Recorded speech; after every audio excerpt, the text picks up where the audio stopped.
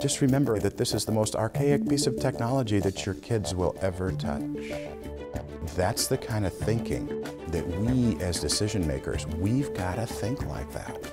The majority of kids at some point are going to be working technology-related areas. I don't know of many occupations anymore that don't require technology in order for you to do your job.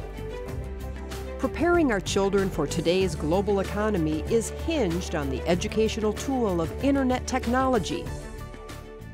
But when it comes to meeting future needs, we may be falling behind.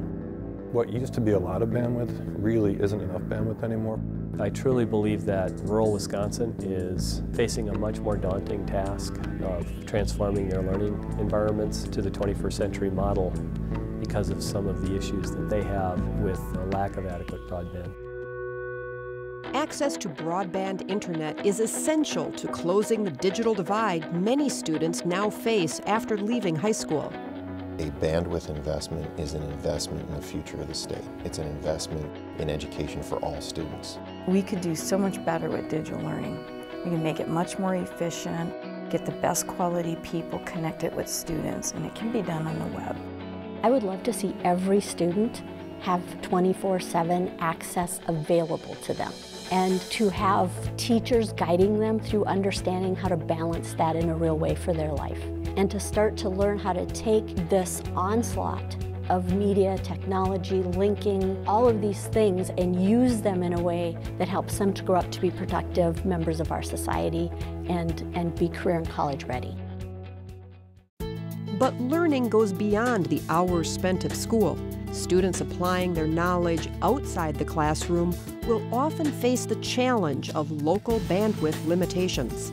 The biggest problem we have in our community is that families, even if they wanted broadband, cannot get it because we don't have it built out in the community. We have to remember that some people aren't comfortable in that digital world. And the student comes from one place and the parent comes from another place. But when they come together, I think it's pretty powerful, and I think things will change. Once you start to see the possibilities, not just for your child, but how could I implement this in my life? How could this make my job better? How could this add to my social life? I think they start getting the picture. Connecting our schools and communities with the broadband service they need is within reach. But it starts with local and state leaders working with internet providers from the ground up. The demand side is going to escalate rapidly in the next 5 years. Anybody who's going to ever access the internet with a broadband connection is at stake here. This is an infrastructure, a public infrastructure that's as important as the highways. FedEx doesn't own their own highway. UPS doesn't own their own highway. I don't own my own highway, but we all pay our fair share to own that together. I think that broadband access from a 21st century perspective is as important as that. It's not about politics. It's not even about the cost. We have to have this.